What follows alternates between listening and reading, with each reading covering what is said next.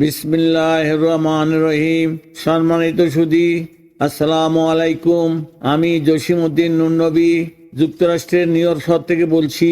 আমি ঢাকা বিশ্ববিদ্যালয়ের একজন প্রাক্তন ছাত্র এবং আমেরিকাতে আমি ঢাকা বিশ্ববিদ্যালয় অ্যালুমনাই অ্যাসোসিয়েশনের প্রতিষ্ঠাতা সভাপতি। আমার আজকে বিশেষ প্রতিবেদনটি হবে বাংলাদেশে সরকার পদ্ধতি বিষয়ে। আমি আগে বেশ কয়েকটি প্রতিবেদন দিয়েছিলাম, আপনারা জানেন।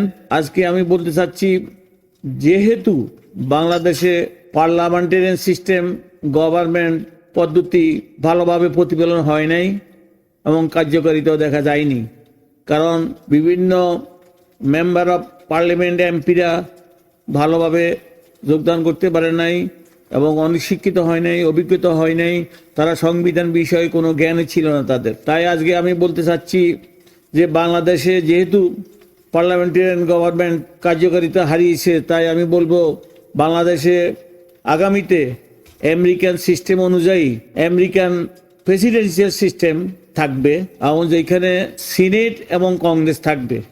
আমি দুইটা স্টেজ থাকবে অফ মেম্বার অফ পার্লামেন্টের, একটা হলো লোয়ার হাউস, একটা হলো আপার হাউস।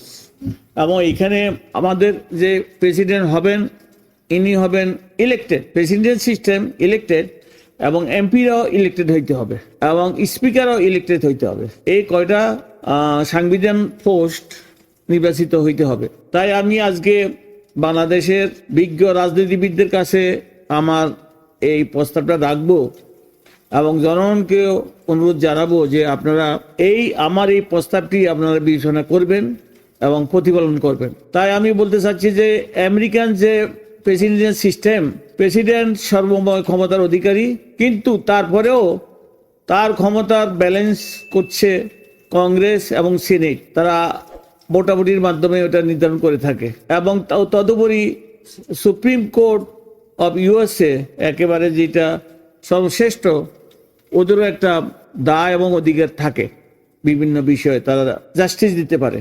তাই আজকে আমি প্রস্তাব করিতেছি যে আমাদের মধ্যে বর্তমানে যে প্রফেসর ডক্টর মোহাম্মদ ইউনূসকে প্রেসিডেন্ট করবেন এবং তারেক জিয়া সাহেব প্রধানমন্ত্রী থাকবেন। এইটা আমি বলি, প্রধানমন্ত্রী থাকবেন পার্লামেন্টারি সিস্টেমে এবং প্রফেসর মোহাম্মদ ইউনূসকে রাখবেন প্রেসিডেন্ট। এই পদ্ধতিতে প্রেসিডেন্টের কোনো ক্ষমতা থাকে না। প্রেসিডেন্ট সাহেব তার কোনো কার্যক্ষমতা দেখাইতে পারবেন না এবং এক্সিকিউটিভ করতে পারবেন না। তাই ওই কথাটা ভুলে গিয়া, পার্লামেন্টারি সিস্টেম ভুলে গিয়া ডক্টর ইউনূসকে প্রেসিডেন্ট করে তারেক জিয়াকে প্রধানমন্ত্রী করবেন, আমার মনে হয় এটা খুব একটা ভালো চিন্তা নয়। আপনারা সবাই অভিজ্ঞ রাজনীতিবিদরা আছেন, দেখবেন চিন্তা করে ভালো করে। পার্লামেন্টারি সিস্টেমে প্রেসিডেন্টের ক্ষমতা খুবই নগ্ন, উনি বেশি কিছু ক্ষমতা রাখেন না, কারণ সংবিধানে ওইভাবে নির্ধারণ করা থাকে। এখন যেহেতু আমরা পার্লামেন্টারি সিস্টেম থেকে পরিবর্তন করে প্রেসিডেন্ট সিস্টেমে আসতেছি, তাই আমাদের সংবিধানও কিছু সংযুক্ত বা সংশোধন করতে হবে। তা হচ্ছে আমাদের দেশের যে গভর্নমেন্ট থাকবেন সেটা হবে প্রেসিডেন্সিয়াল সিস্টেম আমেরিকান স্টাইলে। সেটা ব্রিটিশ সিস্টেমে আমরা থাকতে চাই না, কারণ এটা আমাদের দেশে কার্যকারিতা হয় না। কারণ মেম্বার অফ পার্লামেন্ট এবং প্রেসিডেন্টের মধ্যে ক্ষমতা যে ভারসাম্যতা, এটা থাকে না। কারণ পার্লামেন্ট সিস্টেমে প্রেসিডেন্ট যিনি হন বা সিলেকশন হন, তিনি তো নির্বাচিত নয়, তাহলে তার ক্ষমতা একেবারেই কম। আগে আবু সাইদ চৌধুরী দুঃখ করে বলেছিলেন যে উনি যখন বাংলাদেশের প্রেসিডেন্ট ছিলেন, উনি বলছিলেন কবর জিয়ারত আর মিলাদ পড়া ছাড়া আমার কোনো কামে নাই। তো আজকে আমি আমার শিক্ষক vice chancellor justice Abu Sayeed চৌধুরীর কথা মনে পড়ে। উনি আক্ষেপ করে বলেছিলেন যে প্রেসিডেন্টের মিলাদ পড়া আর কবর জিয়ারত ছাড়া কোনো কাম থাকে না।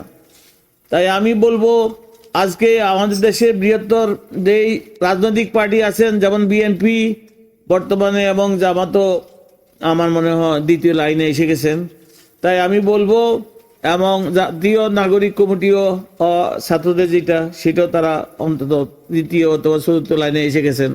তাই আমি সবার কাছে বলবো যে ভাই সাহেবেরা, আপনারা ভালো করে চিন্তা করে দেখেন, আমাদের দেশের যেই সাংবিধানিক ক্ষমতা, এটা ভাগ করে নিতে হবে। তা হচ্ছে আমাদের যিনি প্রেসিডেন্ট হবেন তার ক্ষমতা থাকতে হবে, একজুটি ক্ষমতা, পলিসি মেকিং এবং একজুটি ইমপ্লিমেন্টেশন। তদুপরি মেম্বার অফ পার্লামেন্টের তো ওনারা ভোটাভুটি করবেন, প্রত্যেকটা আপনার বিলে ওনারা ভোটাভুটি করবেন এবং নিম্ন কক্ষ থেকে তারপরে উচ্চ কক্ষে সেটা গিয়ে পাশ হইতে হয়। যেমন নিম্নকক্ষে যদি আমাদের 300 মেম্বার অফ পার্লামেন্ট থাকে, তাহলে উচ্চ কক্ষে থাকবে 100 পার্লামেন্টেরিয়ান যারা সিনিয়র থাকেন ইউজুয়ালি। তো আর স্পিকার যিনি হবেন তিনিও নির্বাচিত হয়ে আসতে হবে। যেই দলে মেজরিটি হোক না কেন, প্রেসিডেন্ট সাহেবও ইলেকশন করে আসতে হবে এবং আমাদের 300 আর 100 400 মোট 400 এমপিরা নির্বাচন করে আসতে হবে। সেটা ইন্ডিপেন্ডেন্ট হইতে পারে আর দলীয় প্রতীকীয় হইতে পারে। তাই আজকে আমি বাংলাদেশের যে এই সন্ধিক্ষণে আমাদের যে একটা ট্রানজিশন হচ্ছে, আমাদের সিস্টেম ছিল পার্লামেন্টের গভর্নমেন্ট। শেখ হাসিনাকে আমরা দেখেছি উনি কতটুকু স্বৈরাচারী হয়েছিলেন, প্রধানমন্ত্রী হয়ে যে ক্ষমতার কত ব্যবহার করছেন, মানুষকে কত কষ্ট দিয়েছেন, কত জেল জরিমানা করেছেন, কত আনাগর করেছেন, কত গুম করেছেন, তার কোনো বিবরণ শেষ নাই। স্বয়ং আমাদের যে ইউনাইটেড নেশন আছে তারা যে প্রতিবেদন দিয়েছে তা বিশ্ব বিবেক জাগ্রত হয়ে গেছে, আপনারা এটা জানেন। এবং বিশ্ব বিবেক এখন বলতেছে যে না, এইটা ঠিক নয় যে প্রধানমন্ত্রী সব ক্ষমতা এবং উনি যত্রতস্ত সেটা ব্যবহার করবেন এবং ক্ষমতার অপব্যবহার করবেন এবং পার্টিগত কোন্দলে উনি মানুষকে হয়রানি করবেন, জেল জরিমানা করবেন এবং কষ্ট দিবেন। তাই আমি বলতে চাচ্ছি, ভাই সব আপনারা রাজনীতিবিদরা আছেন এবং অন্যান্য চিন্তাবিদরা আছেন, আপনারা ভালো করে চিন্তা করে দেখেন। আমাদের দেশে আমি মনে করি প্রেসিডেন্সিয়াল সিস্টেম অত্যন্ত কার্যকরী হবে, কারণ প্রেসিডেন্ট এরশাদও বেশ যে 10 বছর চালিয়েছেন খারাপ নয়, যদি উনি ডিক্টেটর ছিলেন। শেখ মুজিবও প্রথম দিকে প্রেসিডেন্ট ছিলেন, তারপরে প্রথমে পার্লামেন্ট তো উনি প্রাইম মিনিস্টার ছিলেন, তারপরে প্রেসিডেন্ট হয়েছিলেন। তাই আমি বলতে চাচ্ছি জেনারেল জিয়াও প্রেসিডেন্ট সিস্টেমে ছিলেন। তাই আমি বলতে চাচ্ছি যে অবশেষে আমাদের এই জাতির সন্ধিক্ষণে আমরা অনেক কাঠ পোড়াইয়ে এই পর্যায়ে আসছি 55 বছরে। এখনো যদি আমাদের দেশের সংবিধান আমরা ঠিক না করতে পারি এবং আমাদের দেশীয় সরকার কি রকম হবে এটা যদি ঠিক করতে না পারি, তাহলে আমাদের জন্য একটা দুঃখের বিষয়। তাই আমি আজকে বাংলাদেশের সমস্ত জনগণের কাছে আমার এই আবেদনটি রাখবো, ভাইয়েরা বোনেরা, আপনারা ভালো করে চিন্তা করে দেখেন আমাদের দেশের সরকার কি পদ্ধতিতে হবে, প্রেসিডেন্সিয়াল না পার্লামেন্টেরিয়ান। পার্লামেন্টের আমরা দেখেছেন, শেখ হাসিনাও দেখেছেন, খালেদা জিয়ারও দেখেছেন, কিন্তু আমরা ভালো কিছু দেখিনি। বিশ্বাস করেন, আমি বলতেছি, আমি এটার প্রত্যক্ষ সাক্ষী। আমি বিদেশে থাকি না, আমি বাংলাদেশে তো থাকি, তাই আমি প্রত্যক্ষভাবে এটা উপলব্ধি করতে পেরেছি। আমি আমার মন খুলে কোনোদিন একটা কথা বলতে পারি নাই শেখ হাসিনার বিরুদ্ধে। আমি ফেসবুকে একটা কথা লিখতে পারি নাই, আমি ইউটিউবে কিছু লিখতে পারি নাই, ভয়ে যে এয়ারপোর্ট থেকে আমাকে ধরে নিয়ে আয়নাঘরে রাখবে।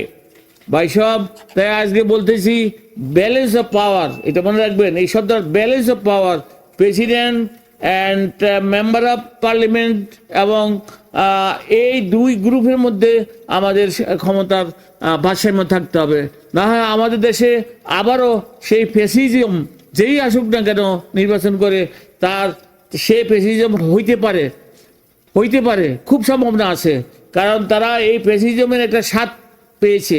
স্বাদটা হলো তারা জনগণকে নির্যাতন করে, নিভৃত করে তারা ক্ষমতা থাকতে চাচ্ছেন। আমার মনে হয় সেদিন আর নাই।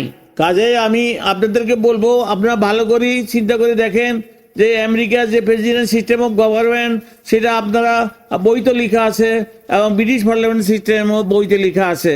আপনারা দেখবেন যে রাজনৈতিক যে সমস্ত ছাত্ররা পলিটিক্যাল সায়েন্স পড়েছেন তারা তো অবশ্যই ভালো করে জানবেন এবং শিক্ষকরা প্রফেসররা ভালো করে জানবেন এবং আমাদের প্রফেসর ইউনুস সাহেব অবশ্যই উনি ভালো করে জানেন প্রেসিডেন্সিয়াল সিস্টেম এবং পার্লামেন্ট সিস্টেমের মধ্যে পার্থক্য কি। তাই আমি আজকে বলবো, খুব আক্ষেপের সাথে বলবো, আমাদের দেশের আর নষ্ট করা যাবে না, আমাদের দেশের সম্পদ এবং জনগণকে আর কষ্ট দেওয়া যাবে না। আমাদের দেশে একটা স্টেবল পজিশনে আনতে হবে, একটা স্থায়ী একটা সুস্থ পর্যায়ে আনতে হবে। তাই আমি বলবো বারে বারে বলবো, আপনারা বারে বারে চিন্তা করে দেখেন আমাদের দেশের সিস্টেম অফ গভর্নমেন্ট কি হবে, প্রেসিডেন্সিয়াল আর পার্লামেন্টেরিয়ান। ব্রিটিশ পার্লামেন্টেরিয়ান বহুত পুরানো যুগের পার্লামেন্টেরিয়ান, ওরা এমপিরা অনেক ক্ষমতাশালী, তারা রানীকে টিউটোরিয়াল হেড মানে, রানীর কোনো ক্ষমতা নেই, শুধু একটা সিগনেচার করে। সেই কানাডা, অস্ট্রেলিয়া, নিউজিল্যান্ড এই 3 দেশেও রানীকে হেড বানে ব্রিটিশের, তাদের পার্লামেন্টারি সিস্টেম গভর্নমেন্ট। কিন্তু আমাদের দেশে রানীকে পার্লামেন্টারি সিস্টেম করে রানীকে হেড করা কোনো আমাদের দেশে কোনো যুক্তি আসে না। তাই আমি বলতে চাচ্ছি যে আমাদের দেশে প্রেসিডেন্ট সিস্টেম, আমেরিকান স্টাইলে প্রেসিডেন্ট সিস্টেম অত্যন্ত কার্যকরী হবে। কারণ ব্যালেন্স অফ পাওয়ার দুইজনের মধ্যে, প্রেসিডেন্ট এবং এমপিদের মধ্যে ভাগাভাগি করতে হবে, এবং সেটা পার্লামেন্টে উচ্চকক্ষে ও নিম্নকক্ষে, যেটা তারেক জিয়া প্রস্তাব দিয়েছিলেন যে আমাদের দেশে 2টি কক্ষ থাকতে হবে। আমি শুনেছি উনি এটা প্রস্তাব করেছিলেন যে আমাদের দেশে নিম্ন পরিষদ এবং উচ্চ পরিষদ থাকতে হবে।